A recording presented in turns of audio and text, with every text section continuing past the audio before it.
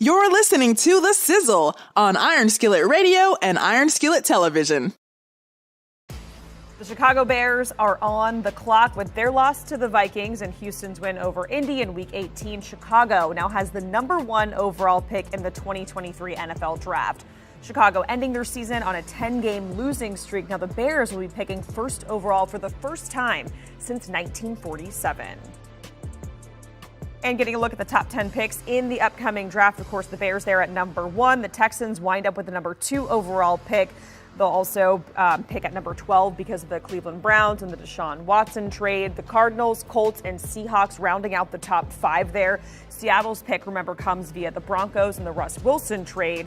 Bears GM Ryan Poles and Coach Matt Eberflus were at the podium just moments ago. Let's see. You know who it is. You know what it is. It's the Sizzle in the building. Hotter than ever. Always hot. And thank you for joining in. Thank you for taking your time to share with us as we share with you. Jay, how are you feeling tonight?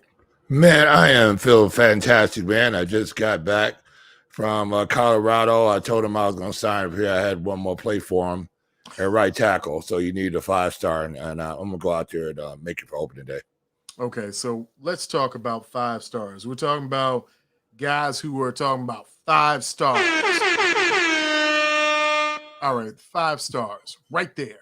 Ryan Poles right now has come up with an idea and a plan because he wants 5-star guys. He's the kind, he wants a 5-star guy. He wants 5-star generals in the building. If you don't get 5-star generals, he's not talking to you. That's what I'm saying. So right now, Jay, the Chicago Bears control the NFL draft. Now, I know it's not until April, and I know it's a long way away, and there's a lot of excitement around not only the NFL, but around sports in general, where the Bears go, how they go, and how they move forward with this pick. So from what we've heard today, what we've heard throughout the week, what we're hearing over the weekend, what we're hearing all the time is that Ryan Poles is going to go for the best talent available.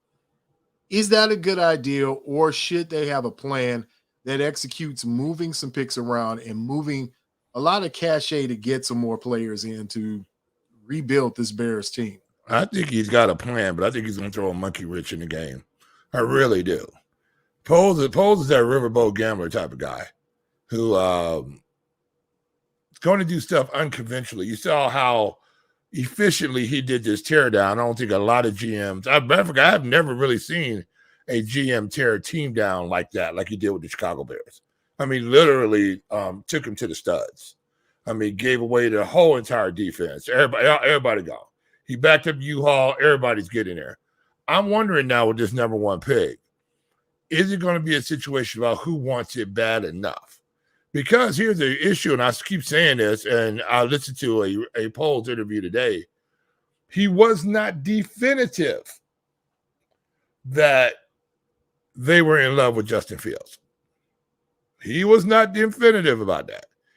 He said they enjoyed his progress. It looked like where he was going. They loved that he used his legs, but he had a second dimension that he needs to work on. I didn't really get out of him that this is my guy going into the future. I'm looking to see what's going to happen. The Bears, if you look at the top 18 picks, though, the Bears don't have another pick up in that top 20, as far as I understand. I don't think they do. So if he's going to really get after it in the draft, he's going to have to pull in some draft picks, and we're going to need to be in some of these in these #1 slots. So who has the draft capital and who needs a quarterback? It's going to be sort of interesting because he's going to be knee-deep in the free agency market. And you got to remember, we're about 4 years away from this Bears team being any good. I mean, everybody thinks they're going to turn around next year. I just don't think so. I just don't think so. Maybe they'll be able to buy a defense, but I don't know because offensive linemen are really hard to come across in the NFL. Very hard to come across in the NFL. Usually it's your quarterback and it's your left tackle that are my highest paid players of your team. So I'm very interested to see what's going to happen with the pick. I think there's going to be some fireworks in this draft, and Ryan Poles might be the one with the matches setting everything off. One of the things Ryan Poles did say in the press conference is that they will be frugal with their free agent spending and they will look for premium positions. He did give 3 outlines of 3 positions that they're looking for: defensive linemen, offensive linemen, and cornerbacks. He said if those premium positions, you will be able to find players who will come in, and that's what they're focusing their premium players on. So if you're looking at them getting more corners, better linemen on both sides of the ball, how does that affect the team moving forward as they get ready to go into next season? Well, we need a little bit of everything, but we can't have a little bit of everything. We got to concentrate and fix something. All right, we got to fix this offensive line. That's the first thing. To me, that's first thing on the docket. You got to fix this offensive line. You got to get this offensive line ready to go. Now, can you woo a left tackle? Can you woo an all-pro guard to the Chicago Bears via the draft? I mean, if I was Poles, I'd be looking at this first pick, trying to get me some established players in the NFL that could actually play in those positions. We've seen what happens with Justin Fields, the most sacked quarterback in the NFL. He holds the ball longer than anybody else in the NFL, waiting for plays to develop. So this is a guy who needs protection. If you don't protect him, I don't care what you do in the draft. I don't care what you're going to do in the draft, because he's not going to survive in the NFL running the football. Just not for the next 4 or 5 years. I don't see that happening. I mean, look at all your backs, like all your backs, well, you're running back. Look at all your running quarterbacks. After a while, they start trying to sit in the pocket. And so you see what happened to these big running quarterbacks, like you compare Justin Fields with Cam Newton. And you saw what happened to Cam. After he got hit a couple of times, he was a shell of himself. So we can't take the risk that Justin Fields is going to be a shell of himself. And we also see that Justin Fields is not exactly the most durable guy out there. He's tough, but he ain't exactly durable. So the question is right now, do we believe Justin Fields is going to be the guy for us 4 years from now? I don't think so. I don't think so. I just don't think so. I think his skill set, I think we've seen probably the best from him that we're going to see. I don't think he's going to have another season running the football like this again. I don't think so. If he does that, the Bears are going to have a losing record again. As close as they were, the Bears lost. How many did they lose straight? 9, 10, something like that? Mm-hmm. So, I mean, of all this stuff, now we know he didn't have a defense and so forth and so on, but the issue's got to be, can you win with this style of quarterback play? Because I think the quarterback play you saw today, this year, is the quarterback play that we're going to get the rest of the way out. And we're not going to get all this running out of him. You know, what did he do? He almost broke the record for rushing quarterbacks. It's too much running, man. Well, aside from the running, I mean, we keep talking about the survival rate. All of the quarterbacks have problems when it comes to having survival rates. If you're looking at it, even from Josh Allen's standpoint, a throwing quarterback who does run a lot. They all run a lot. Everybody runs a lot. But he's a throwing quarterback. We can't compare Justin Fields with Josh Allen throwing the football. Not putting it in a tight window. Well, you can't compare him with anybody. He has nothing to throw to. And we keep having this thing. We keep going around the block again. There is nothing to throw to. We're going to keep throwing around. We're going to keep going around the block until he proves that he can put the ball in tight windows. Until he can prove that to me, I'm waiting to see it. Well, great. You wait and see it. But once they get him some talent and you can say he has some talent to put it in the tight window, then he can start doing the proving. But one of the things Ryan Poles did say was that the Bears have to strike gold on edge rushers and people who are top priority. Top priority, he's looking at the Detroit Lions, who have 2 edge rushers, Aiden Hutchinson with 9.5 sacks, and then James Houston, that they got in the 6th round, who had 8 sacks. Their combined sacks together are greater than the Bears' total sack yards or sacks period this season. So if you can find somebody in the 6th round who's giving you 8 sacks, and then you've got a high-end, what does he call them, top priority player, I think you're working with something. I think he really had a formula last season, shoring up your safeties and getting a corner. Then I guess you go back in, get some more talent, get some more corners, maybe go get another safety. Maybe there's a safety on the Bears that won't be here long. But the one thing I do know is they've got to have talent, and they've got to bring in people to give not only Justin Fields, but to give this whole team some infusion of talent, because this team is void of talent. From the running back position to the tight end position, to every position you look at, this team is void of everything. And as you said, he did take it to the studs. He took it down to no pass rushes, no defensive line, no linebackers. Right. I mean, if you're excited about a young man, an undrafted linebacker, that tells you how bad and how porous this defense is. Well, that undrafted linebacker is the best thing you can go for.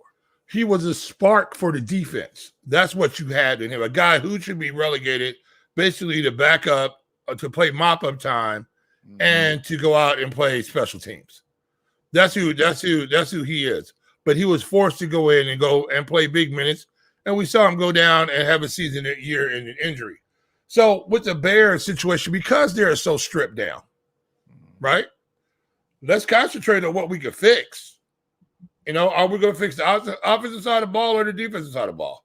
Because I don't think there's enough. Just like you said, he's not going to be slinging all his salary cap money all over the place. He's not going to do it. So the question is now, who is he waiting on right now? I mean, who's coming up in 2024 or 2025 that he may have his eyes on that he needs to get max contracts to? Maybe he's all right. Maybe he's nobody down. Really the max contract what they have currently. Right. So what I'm saying that person's not on the roster. So when you're looking at bringing in a hired gun in the free agency market, you have to have the draft. You have to have the assets to move with them, and you have to have the money to make the deal work. So, like I'm saying, he's going to look at. I think we have to get out of the mindset as Bears fans, believing that this team is going to be good next year. We got to get out of that mindset. I don't think they're going to be good next year. Let me ask you this. Who's in the mindset? What a lot of people. Fans? A lot of people. They're jumping up and down. Oh, we got the number one pick. Oh, we're going to do this. We're going to do that. No, you're not. No, you're not. You're not going. You're a lot of people out here who believe that. Here we go. We're going to be at least 8-8 next year. Okay. Well, I do have swampland on the east side of Gary that would be is available right now if you're one of those people. I'm telling you now, and I'll just say it honestly, if you're silly enough now to believe that after one draft that at some point the Bears are going to be an impact. If the Bears get impact players, great. That's great. But I think we've already seen where Ryan Poles is going. Last year in the draft, his concentration was primarily on what he calls, what does he say these are? Power positions, top priority positions. Defense. He went after defense last year. He's probably, if you just tell me in a press conference, you're looking at defensive linemen, offensive linemen, and cornerbacks, what should that give you an indication of?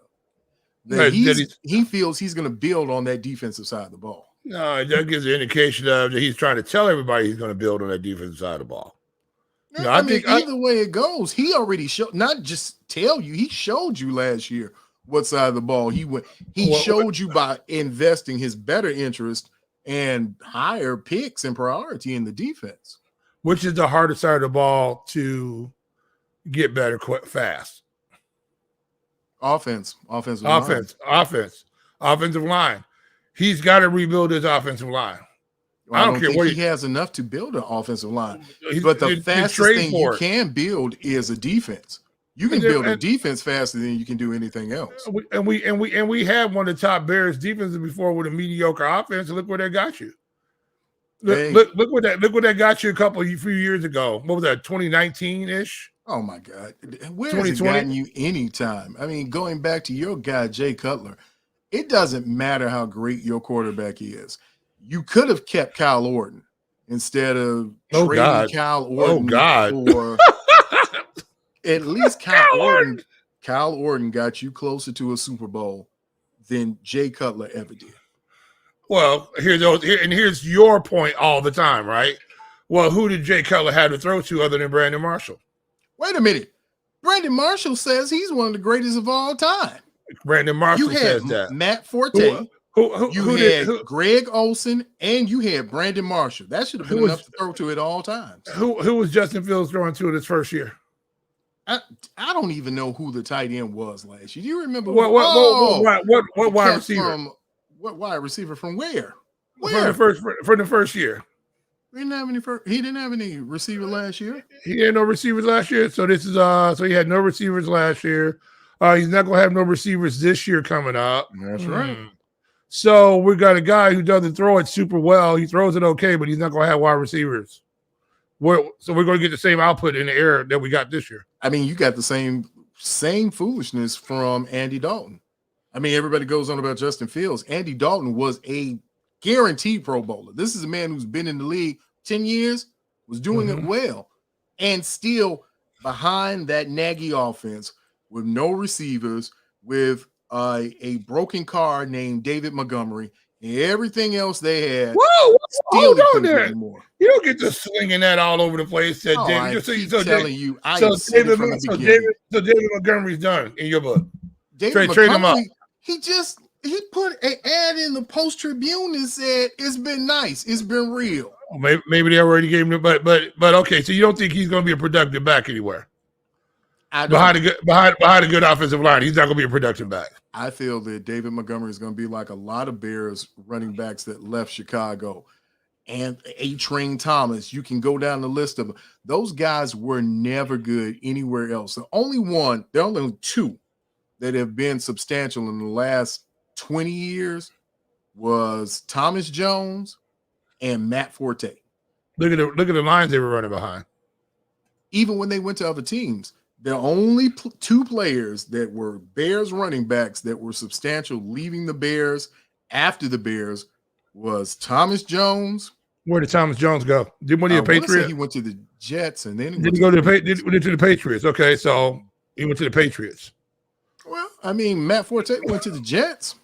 Okay, and how did they do? Oh, they were terrible. He retired. Not well.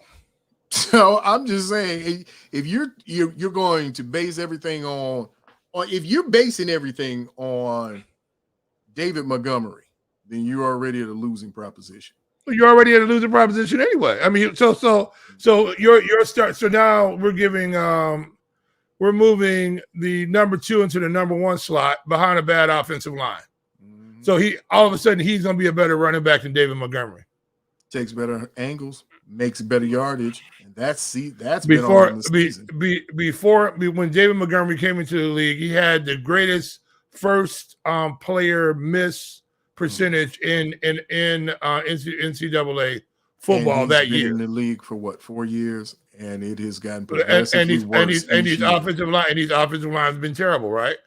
So the question is right now, what I'm saying to you is that only place you can upgrade in my mind that you need to upgrade as quickly as possible is offensive line, because they need a couple of years to gel. Defense, you could cobble together a defense. You could spend some money and get your defense out there, but you got to get an offensive line behind. I don't care who's playing quarterback, to be honest, true. My biggest situation with Fields is I just don't think at his present output in the run game. I think he was the number 1 rushing leader this year for the Bears. Was that it? He was. Okay, come on now. I mean, I just don't see him. That output. He's upside down, as you would say. That output needs to be on the other side. That's too much running, and I just don't know. Now, after next year, he's going to want max money, right? And he's going to want max money. If they have another year like this year, maybe attack on 2 more wins. Do you give max money then? If you feel that he's the best option you have. No, I'm asking you. Do you give him max money? If he's, Justin Fields, yes. Yeah. I would give him max money. You'll give him max money. I give him max money. Okay. Well, there you go. Because you sign him and you lock him up soon. You lock him up early with the hopes that you're going to build something. Because right now, it doesn't matter who you put back there. If you can't get any protection, Justin Fields was running for his life. Did well. I must give him that. Did well to protect himself. But as you saw, the year, it took its toll on him. It took its toll on everyone. And now the bigger question for me is not what do you do with Justin Fields, is what do you do with the supplemental pieces around him? And if you're going to point at one thing of Ryan Poles, the biggest issue is Ryan Poles trading away a valuable pick for Chase Claypool, who has not proven that he can run even routes. He doesn't even know. Well, hold on now. So is this a problem with Chase? Is he your number one wide receiver? At the point he is now. I mean, he's the only one you got back there, and you're not going to get a better one receiver right now. In a real offense, Claypool would not be your number one wide receiver. He'd be your number two. It doesn't matter. He is in the real. Yes, of course it matters. This is real. He doesn't have tops in speed. It doesn't matter. He doesn't have separation. So why go and trade a top second round pick for someone who doesn't have top speed? Okay, here's the problem is, right? If we're every year we put in all this hope in these draft picks. Half of these guys don't make it. Half these number ones won't make it, won't be on the team in 3 years. Half these guys don't make it, right? When you have a proven commodity, now here's the thing about what are you saying Chase Claypool was a proven commodity? Well, how well did he do behind two rookies? And how better did he play his first year over there? How better did he play where? He was horrific when they made the trade. So Ryan Pauls don't know what he's doing there. That's what you said. That's what that's what you're saying now. The guy who gave up Roquan Smith, who gave away Khalil Mack, and who went over here and got the wrong wide receiver. This is a guy that you think is going to make the right call in, and he's going to make the right picks to get the right guys in. We got the wrong GM, from my understanding. That. Yeah, well, we always have the wrong GM. That's nothing. Oh, new okay. Welcome. Nothing new. We're going to be back Cleveland for a while. Get used to y'all for the next decade. Hey, if you are telling me that you put some faith in Chase Claypool, a man who still can't run a route, how long, Jay, does it take you to learn a playbook? How long has he been in Chicago? Let me ask you a question. When Chase Claypool got here, was he the best wide receiver in the Bears that the Bears have? Yes. Okay, there you go. That answers your question. Then he was an upgrade. On this Bears staff, he was an upgrade. Okay. That's it. So you need to go get a number one wide receiver. I don't know where you're going to get that guy from. Oh, I know where you could have gotten a number one receiver. Maybe with the pick that you sent away to the Steelers, and they say thank you very much for getting their third receiver that's behind two rookies that was already outside of the alignment. So yes, Chase Claypool is your best receiver. So you have a midget receiver who was your other best receiver, who's the only one really on the team who can catch. Mooney. That's the only person on this team right now that can catch. But I do digress. I like Cole Kmet. I think if he ever gets speed, he might be dangerous. But whatever get no speed now. He's top end right now. What you see is top end. Oh my God. It's like a Chevy in reverse. So bad. It's just horrible. So the thing we have to say in looking at this in totality is that you can't build this team. Yes, you have the number one pick, but let's go right back to what we said this weekend. Let's go right back to what we said when we did our live yesterday. You can't rebuild a whole team in 1 year. It is impossible to rebuild a team. Absolutely. But it is also impossible to believe that you have enough assets just because you have the number one pick. You're going to turn everything around. That hasn't worked for any team that I know of in the short future, short past. And this is my point. And this is my point, right? Is that this team's not going to get turned around next year, or the year after that. We're probably talking 4 or 5 years when this team gets turned around. Before this team is even 500 again, we're 4 years out. They're going to be bad next year and maybe a little bit better the year after that. See what I did there? Mm-hmm. So your question is, and I still go back to the same point, is Justin Fields a guy that's going to be here 5 or 6 years from now leading this Bears club? Is he going to? See, that's what I'm saying. Is he going to be? Because He can't continue to run. That's why I keep, everybody. But it "Oh, doesn't. yeah." You keep saying that, but it doesn't matter, Jay. If Of course it does. 4 or 5 years from now, if Justin's not here, then that means they're going to have another first round pick. They're going to get another free agent quarterback. So it really, if Justin's not here in 5 years, it won't matter because all of that's gone is gone. And the biggest thing right now is you got to ask yourself as Ryan Poles, are you going to be here in 4 or 5 years? If this thing goes belly up, is Ryan Poles, is he going to go the way of Matt Nagy and end up back in Well, of course. Kansas City? If anything goes sideways, then of course. The whole question is right now, that's why you make these big, bold steps and you tear it down to the studs, because you have a plan. Because the Bears were in purgatory. Now they're in the seventh layer of purgatory. But they're going to here's the key to all this, and I think you would agree with me. Somewhere, somehow, they got to get lightning in a bottle from somewhere. They got to get a Brock Purdy somewhere. They got to get a breakout guy somewhere that becomes impossible to guard.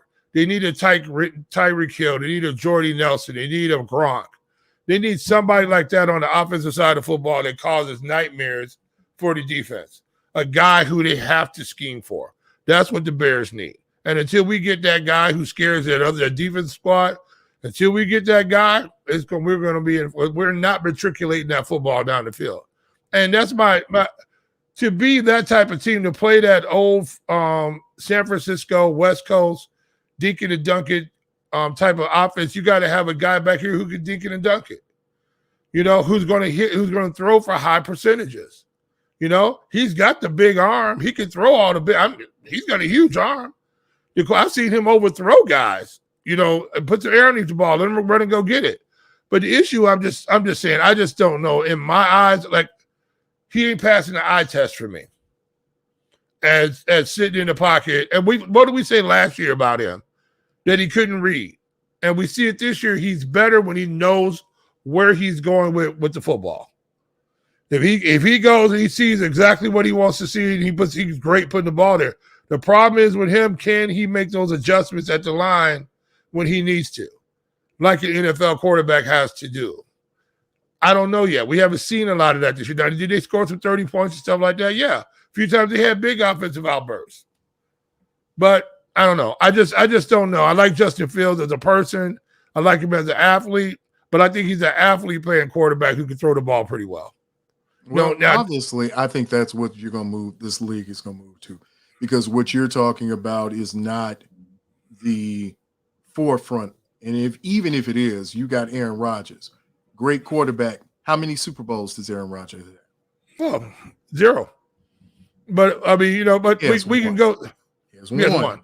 Okay. So the how many has he led you to after that one? Well, that's what I meant to say about that. But here's the thing about even with the Aaron Rodgers type of guys, these guys, would you call Aaron Rodgers? Aaron Rodgers is a mobile quarterback. Would we say that?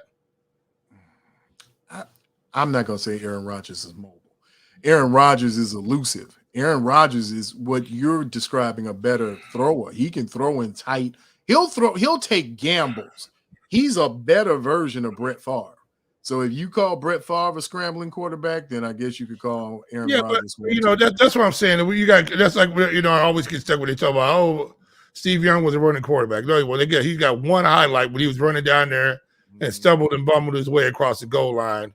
And they bring that highlight out all the time. Yeah. I just think with Justin Fields, he's got to be able to put the ball where it needs to go on a regular basis. Like he's got to be a guy that scares you a little bit. I mean, that's what Josh Allen does. They fit the ball in tight windows. You even saw Jared Goff. They're fitting the ball in tight windows. And you're going to have to be able – we saw that for the championship game. We saw the 25-year-old throwing against 18-year-olds out there fitting the ball in tight windows. Yeah, we had good conversations. I'm excited for the direction he's going. And as I mentioned before, he knows where he has to improve. I think you mentioned that the other day. So we're excited about his development and where he goes next. He showed ability to be impactful with his legs. There's flashes with his arm. Now, if we can put that together, I think we have something really good. Because you have the first pick, there are people that sit there and go, a quarterback might be available there. But you're saying Justin's your guy. Well, we're going to do the same as we've always done. We're going to evaluate the draft class, and I would say this: I'd have to be absolutely blown away to make that type of decision. Ryan, specifically, do you want to see Justin Fields get better as a passer? Yeah, just as a passer, just for things to slow down mentally, and then be able to react and anticipate quicker. Obviously, with that, we also have to continue to build around him so that he can do that consistently as well. What did you learn about him, just watching him kind of develop as that leader of this offense? Yeah, resilient. A guy that has ownership, he has growth mindset, the amount of time that he put in with the coaches to continue to get better. The guy is hungry to be successful in this league. What was your evaluation of your early evaluation of the free agent class? Yeah, I was excited just spending time with those guys. Justin Jones, I thought, did a really good job. I thought he was a consistent playmaker through the season. With that front, I know there's a lot of questions on production in the pass game with sacks. I think that's a group that's got to work, just like O-line, you got to work together. It's not just one player. So, again, I'm excited to see him take the next step next year. But in terms of a steady piece that I thought made plays throughout the season, I thought he did that. All right, if you're just joining us here on CBS Sports HQ, that is the Chicago Bears GM Ryan Poles reflecting on their past season. Again, they finished 3-14, now getting the #1 pick in the upcoming draft. This is how our senior draft analyst Ryan Wilson thinks things are going to shake out for Chicago. He projects Jalen Carter to go #1 overall to the Bears in his very latest mock draft. Again, Carter declaring for the draft just hours after Georgia's title win over TCU. Ryan also has Bryce Young going #2 overall to the Texans, and then Will Anderson Jr. also from Bama there going 3 overall to Arizona. And Justin Fields is going to have to be able to do that if the Bears are going to be successful. Well, I think back to really accentuate your point is with Ryan Poles, you got to have lightning in a bottle. You've got to hit on some of these picks somewhere, and he has. He's hit on some of them. They haven't been consistent. I think you can get something out of Braxton Jones. I think you can find a young man who comes in and becomes your starting outside linebacker. Those little things you can hit on, but you got to hit on, again, you got a home run hit somebody. And unfortunately, Chase Claypool hasn't been that. What they have right now, because I'm quite sure that secondary is going to look different. I think Eddie Jackson's going to be gone. There's going to be a lot of people gone, so there's some moving parts can come in, but you got to hit on somebody. Well, you got to think somebody's got to make that mark. Let's go back. Remember when Eddie Jackson, they first, what was that, a couple of years ago? Oh my God, he plays from he plays from numbers and numbers. He's a numbers and numbers safety. They were talking about how great he was. You talk about Jalen Jones, how great he was playing out. Jalen Jennings, how great he was playing out there in the corner. Then you traded away probably one of the better players out there. I can't think of his name right now. Number 23. What was his name? Can't think of his name. Devin Hester? Not Devin Hester, no.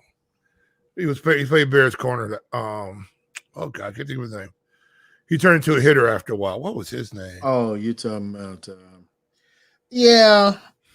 In fact, he had some brothers in the league, I believe. Yeah, I can't think of his name right now. I think he had some brothers somewhere in the league. And you know what? What happened to him actually? To you almost called him Bernard Berrien. No, it's not him. I know it's Bernard Berrien. But I'm trying to think what happened. I mean, something weird goes on with the Bears all the time. And I don't know what it is. They always trade away somebody that you think, like, why would they trade? Like when they traded away Greg Olsen. I had no idea. Well, that was a John Fox move. That was a John Fox move there because he didn't fit into his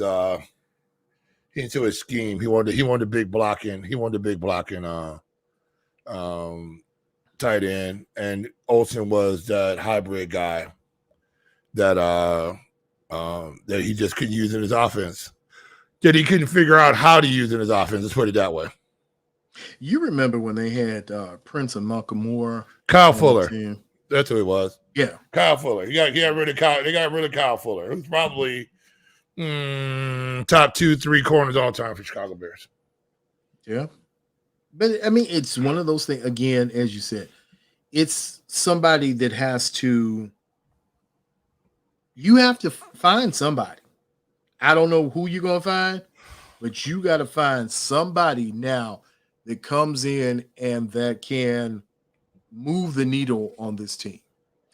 And I don't think you can find it in one draft. I don't even know how you're going to go about getting, because again, you're talking about some rookie linemen. And oh, by the way, doesn't your right tackle have a back injury? Not your right tackle. I'm sorry, your right guard. They're all hurt. Jenkins, did you draft him hurt? They're all, yeah. Well, Jenkins, yeah, he was hurt. He was hurt when he came to the league. Mm-hmm. He was hurt when he got here. He just made it through training camp. It went, oh, what's Saka really at? Yeah, he was hurt when he got here, but he's gonna get them paychecks. Yeah. So I mean, until you get some guys up front who can block for you on a regular basis, all this is moot. Without a good offensive line, ain't nothing happening. I mean, you see the great quarterback struggle behind bad offensive lines. Mm-hmm. So until we're gonna keep Justin Fields, until we get somebody out there who's going to let him stay upright and let him hold the ball back there for his 4+ seconds and throw the ball down the field, because guys look great on 7-7, but that's not realistically how it's played out here. No, I mean he's got to get better all the way around. It's no question to it, no doubt about it. But if you're gonna find a kid who's gonna do it, I still say there's no way you trade a Kyle Fuller. First of all, I don't let not Kyle Fuller, excuse me. Justin Fields, if I'm Ryan Poles, I'm not letting you know anything. No, I may not sound committal on it, even if I am, because now why would I limit my trade possibilities? If you think, oh, might be able to get Justin Fields. Okay. I don't think Justin Fields is going to give you the same value that number one pick is going to give you. So even if you do try and move some things, Justin Fields isn't giving, you're not giving a haul away. You just saw Justin Fields, the best of him. So why am I giving you a haul for him? So, okay, you all right. The Colts are going to give a haul for him? Hold on here, Montfrere. So then are you saying then, is this breaking news, that Bryce Young or CJ Stroud are better quarterbacks than Justin Fields? I'm saying the prospect of how they view that number one pick. Yeah. You know how this game goes. This isn't new. If you're talking about a Will Levis now who's thrown more interceptions than he's thrown touchdowns, who's had a worse completion ratio than CJ Stroud or Bryce Young, and the only reason why he's jumping up boards, he's number one on Mel Kiper's board as a QB because he has the intangibles. So he can look like one of those Detroit Lions quarterbacks. You 6'4", 6'5", statuesque, and just sit back there and get blasted. If you're telling me that, hey, this kid's going to be a number one pick, you think that this kid from Kentucky is better than these other two kids, and he's better than Justin Fields? Okay. All right. We'll go with that then. But we'll let's look at a Bryce Young, right? Let's look at him. Mm-hmm. Who has everything that you're looking for. Mm-hmm. Leadership ability, the whole 9 yards, being able to put the ball where he wants to put it. I mean, you have opportunity to upgrade in a position that's important and still get some draft capital back for Justin Fields. I mean, do you think you'll get more draft? You think you'll get more draft capital back for the number one pick or for Justin Fields? Number one pick. A guy who's played Justin Fields, yeah. A guy who's played 2 years in the NFL, who has set rushing records, who they think, some people think that he there are some people who said this kid might be NFL Hall of Fame material here in a few years. Well, he already has some cleats in the Hall of Fame. He already is in the Hall of Fame one way or the other. So Justin Fields is going to go down in the history of the NFL one way or the other. And I don't think that you're going to get that out of either of the two. And here's the thing. How do you know? But how do you know? Here's one of your points. You know how I know CJ Stroud sucks? Because he went to Ohio State. That's per right there. That is Jay Sizzle talk. Because he went to Ohio State, he sucks already. So where did Justin Fields go to school? Well, why would I trade away then? Why am I going to give? Wait a minute. You can't. Wait, I'm hold going on. to say, okay, well, there's a CJ Stroud out here. I'm going to get him because he's a better suckage than Justin Fields. That's what I'm going to do. But aren't they both out that whole Ohio State tree? Okay. So you got a Kentucky quarterback and an Ohio State quarterback. They both sucks. And now you're telling me that your brightest spot is a kid that's 5'10", that struggles to throw the ball down the field, not just based on size, but strength. You haven't seen him. He's been playing with, back to your point, the best players in the country. He puts the ball on people. Have you seen, who's he going to put the ball on in the Bears? He puts the ball on people. Does he not put the ball on people? Who's he going to put the ball on in the Bears? Okay, so what you're saying now is St. Brown? So, well, if you could say his name. So are we saying now that no matter what quarterback comes to the Chicago Bears are going to suck? We said that 20 minutes ago. Oh, yes, okay. There's a whole new point. Justin Fields back there, you're not going to get. The only thing that's going to get better is that Justin Fields is able to raise his level of play. Because other than that, if you're telling me that if it's not Amon-Ra, okay, hallelujah. If it's not Amon-Ra Brown, I don't want one of them St. Browns. I don't want Equanimous. I don't want Aquarius. I don't want Digitarius. I don't want any other St. Brown outside of Amon-Ra. We have went into delirium. All right, so I'll trade to Detroit. If you give me Amon-Ra and some of them players, I'll give you the first round pick. Sure. And they need that first round pick for what reason? I have no idea. For the same reason we think that Justin Fields is going to get you a boatload or something. Let me ask you a question. You like Jared Goff from the pocket, or you like Justin Fields from the pocket? I like Justin Fields from the pocket. From the pocket? I like Justin Fields. If you're going to ask me, Jared Goff, I'll take Amon-Ra over there. Don't ask me about no Jared Goff. Don't ask me about Jared Goff. I don't take Jared Goff. Would you like Jared Goff? Oh, why don't you just get Vinny Testaverde? Oh, would you? How do you like that? Vinny can spin it. Oh yeah. Vinny can spin it. I like it. Vinny can throw the football pretty well. Why don't you just go? Hey, when that, wow. Well, yeah, the one I got. I don't know. I don't know. I'm waiting to see what type of haul he's going to get back for this first round pick. Well, whatever he gets back, let's see if it's a haul that matches the haul of what we watched in the national title game, because that title game had a title, and it's called SUCK. Yeah. Where do we go from here? And that's really elevate off this foundation that we built. We start with the after action reports. I believe in that. We're going to get together, talk about what we did well, what we didn't do well, attack our weaknesses, and continue to do what we did well over again. Player feedback. Coach and I met from 7 a.m. yesterday to 2 o'clock and met with every single player on our roster. And we spent a lot of time on our coaches, our position coaches spent time talking about how guys have to get better for next season. But we wanted feedback on where we have to be better as well. What our process, our scheduling, anything from travel, cafeteria, communication, all of that stuff. We wanted to know where we came up short so that we can support them better and that they're in a position to be successful. And then we're going to identify needs. What do we need? Where are the holes in the roster? And then we're going to attack them with the same relentlessness that we did this past season. Obviously, we have a lot more resources, so I'm excited to do that.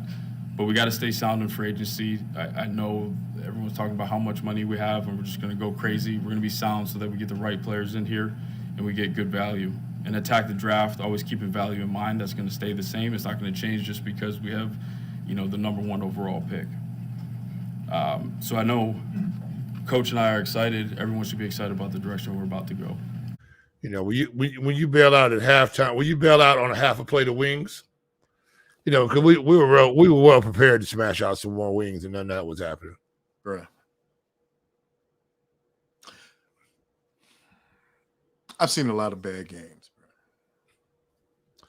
It's overmatched. I didn't I've think never I didn't seen a think national championship this bad. And I'm not one who's saying that's why you should have had Alabama in there.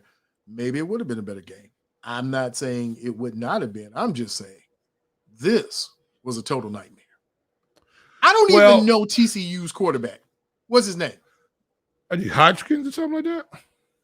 No, that's the disease. What was his name? Something like that. No. You tell me his name is Hodgkin's lymphoma. His name is not Hodgkin's lymphoma. That was something like that. Oh, my God. If you have to look it up, who's their top running back, Jay? I don't know. Did you see him run the football yesterday? Mm-hmm. I saw it. We were watching the same game I was watching. Now, TCU does have some nice linebackers. I'll give him that. They were too big and too slow. Well, they were too slow when you had to get them out there in space. But if you had them in a run situation, they were pretty good.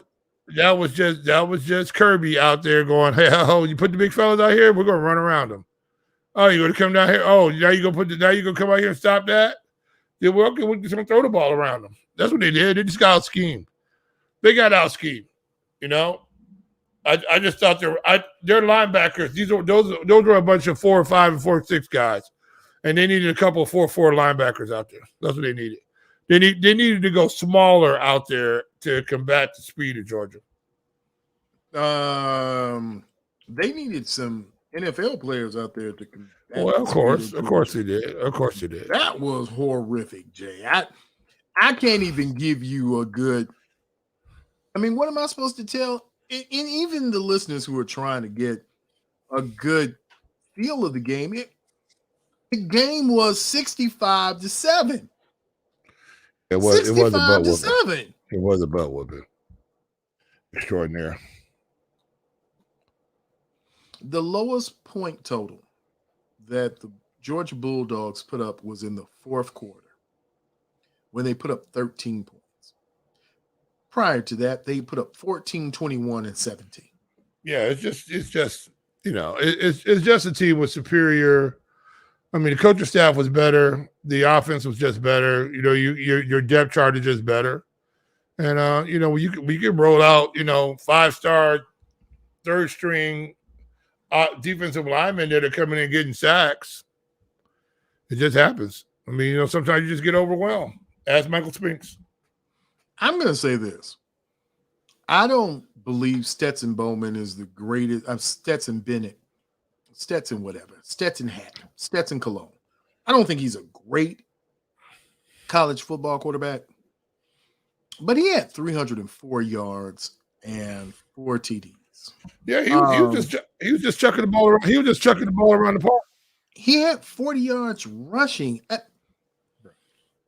Brock Bowers had 7 catches for 152 yards with a 21-point average, and he wasn't even Ladd McConkey. And Ladd had 5 for 88.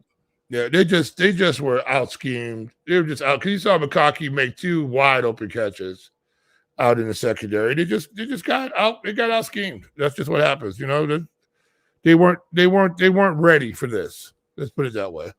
And let's go, everyone. How about Jalen Carter? Oh, that number 2 pick for the Bears. That bad man. He was a monster. He was a beast. He had 2 tackles, sir. Well, I mean, we've seen that happen to the great ones too in the NFL. We've seen it happen to Aaron Donald, where they say we're going to take him out the ball game, and that's going to be it. Okay, that's Aaron Donald. He has yet to prove that he is Aaron Donald. He has yet to prove that he's a Wakandan. I don't know. Nobody knew Aaron Donald was Aaron Donald until he got to the league. Well, that's a good one. But he was chopping away at people's arms. He's chopping. He's the chopper. Now, right. I do have to say this. Darius Davis for TCU had 5 receptions, 101 yards. Mm-hmm. He averaged about 20 yards per play. That still wasn't enough because if I'm correct, isn't Quentin Johnston the guy that everybody's going, oh my God, he's the greatest thing. He's like, well, I mean, Randy Moss. Sometimes guys don't get opportunity to show out. I mean, you know how it is. Just guys get overwhelmed. I mean, they don't get the ball up in the air. It's just like to your point about Justin Fields. If you don't have time to throw the football, you got problems. You know what I'm saying? So I just TCU just they weren't ready to play. I mean, they were the biggest stars, the biggest night, SoFi Stadium, and they laid an egg. It is what it is. Well, they laid a lot of stuff. I don't know if it was called an egg, but they laid a lot of manure. That's what they laid. Wow. That was bad, man. It was bad. Was it manure? But when you look at that team, you look at what you saw from that game. Did any of them really shout out to you, ooh, these are NFL guys. These are the guys I've been waiting on all my life to see these dudes play this game right here. That's what I'm waiting on. Well, you look at people like Lab McConkey. You look at people who can catch the football. You saw the big tight end for Georgia. Mm-hmm. You saw a number of guys out there who look pretty good. I mean, but you don't know till they get to the league. You really don't. I mean, there's been some can't miss guys who missed. Ask Ryan Leaf. He's still missing. How did he get a job in practice? Hey, were you 6'4", you can sling the pill still. Okay. Yeah. Who do you sling it to? That's the question. Well, that's the other side of it. Mm-hmm. So, as you look at the college landscape, you see Georgia, you see what's happening. I don't know how far this is going to go down the rabbit hole for Alabama, but then you've got some other teams now. Now you've got a Michigan that might be under investigation. Yeah. And you also have now the insertion of Colorado. Yeah, they're in the portal. Because they're coming. He's doing something out there. All I can say is that they're coming and may not be championship ready by next year. Yeah, maybe Sador doesn't see it. Maybe he doesn't get you there, but yeah, they coming. I mean, if they put together an offensive line out there, Sador could be in the running for the Heisman. Sador is no joke. Sador can make all the throws. He's big, he's fast, and he can spin it. And then you talk about they're going to have a really good wide receiving core because probably see Travis Hunter play on the other side of the ball. They're going to be good out there. Colorado's going to be pretty decent. We're going to have to try to make that trek. Definitely, maybe we'll go to U of A and catch them out there if we can. I have no problems in saying, and just a shout out to not just to Prime, but to his old staff. Listen, man, if you get an opportunity to go and better not only your position, but to submit your position and take money, Colorado's got stupid money. They got money out there, and them boys, they have been waiting to give it to somebody. So if I'm Prime, why wouldn't I do it? Well, I mean, here's the thing about that Colorado staff. You got a number. I think you got 3 guys who are former D1 head coaches that are on his staff. So I'm saying that this might be the best staff in college football right now. Mm-hmm. That's what some people are saying. They got this air raid offense that they're going to be running that is supposed to be 30 seconds from the ball. When the ball gets literal 30 seconds from the time the ball touches the ground, it's going to get snapped. They're going to run some type of fast NASCAR type of offense, and try to beat you on just possessions alone. We're just going to be outrun you. So it's going to be really interesting out there with Colorado, especially when after. Where did you went away? Where did you go? Oh my goodness. They came and got him. It was Justin Fields. I knew Justin Fields was coming for Jay. I told you. I always keep telling you Justin is coming for Jay. Oh, he was trying to tackle me.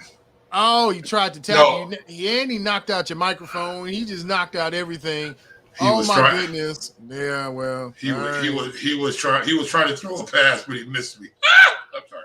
No, he didn't miss you. Oh, he got you. He got you. You got you. He knocked your whole mic out. Your mic is not even on, bro. I don't even know where you know. You talking from somewhere in outer space. Hold on. I don't even know what he's doing. Ladies and gentlemen, let this be an example to you that you cannot talk greasy about Justin Breezy. That, and you know what? That's a good name for him, Jay Breezy. You can't talk greasy about Jay Breezy. Now, how about that one? I think that's a great one. You can't talk greasy about Jay Breezy.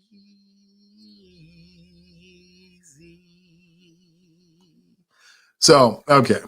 So Justin had to knock out Jay, and because of that foolishness, now Jay has to wonder to himself how he gets back, back into position because he got knocked out by Justin. I'm just telling you, you knew it was coming. You knew it was coming. It was going to happen. And then all of a sudden, now Jay's out there in the wilderness, and now he can't even tell you anything because he got breezy slapped. Is that even a term? Like Jay got breezy slapped. That's what I'm gonna call it. That Jay got breezy slapped, and Justin was just not happy. They wouldn't let me turn my mic back on. It's like, no, you're not gonna have a mic on now. I was like, no. Please let me put a mic on. No, you can't put a mic on. Nope. Well, that's no mic for you. No mic. I'm telling you, bro. That's what happens when you talk greasy about Jay Breezy. Yeah. Well, we're gonna see down the line here, see exactly what happens. I don't know. I mean, it's gonna be exciting because as soon as this first Bears pick is over with, it's gonna be like, okay, draft party's over. Because I can care less after that. You got to stay to at least the third round, right? Look, how do you feel about those 3 days? Is that just too much now? It's too long. It's just too long. Like, dude, why can't you get through one and two? Get it all done. Get it all done. 1 and 2, and Mr. Irrelevant on the next day, and be over with. You know what? How about this? 1 through 4 on the first day, and then 5 through 7 second day. Yeah, because why we gotta have 10 minutes between picks? They know what they're gonna do. Why do I care about who's getting drafted in the 6th round if I'm not their family member? Chicago's on the clock. Those guys sit around eating a sandwich. They are getting loom nominatis. They are sitting there eating sandwiches with Gardnera and hot wings, and they got some food from Pepe's. They probably got some wings from Sharks up in there. They got all kinds of stuff up in there, man. And probably. Or from Schnarks. We gotta figure out where we're gonna have a draft party at. We gotta do something somewhere. I don't know where we're gonna go. That'd be a good idea to have. We need to have a draft party. We should have a draft party with a wing buffet. That would be nice. Ooh, draft party. Hey, those wings we had the other night, they were good, weren't they? Man, those wings were fire. Let me say shout out to Hooters. Shout out to, I don't even know what that was. I don't know what that was. They were good wings, though. Some type of fried, baked something. I don't know what they were good. Those wings made you want to slap somebody's mama. Wow. I mean, you don't have to really slap her, but I'm going to. Yeah, well, if she makes some wings like that, you could slap her. I'm just saying. Those wings were amazing. Those wings were fantabulous. And I think that God bless whoever made that wing. If I understand this correctly, you fried the wing, then you grill the wing to caramelize it. Oh, my God. It is food nirvana in your mouth. Yeah. You would call it food porn. Oh. Well, you know who it is. You know what it is. It's the Sizzle in the building. And listen, if you have not liked, subscribed, and shared, make sure that you do so. Or make sure that you hit the button. Make sure you find us on any platform. You can always find us. We are around. Make sure that you're looking for the Sizzle.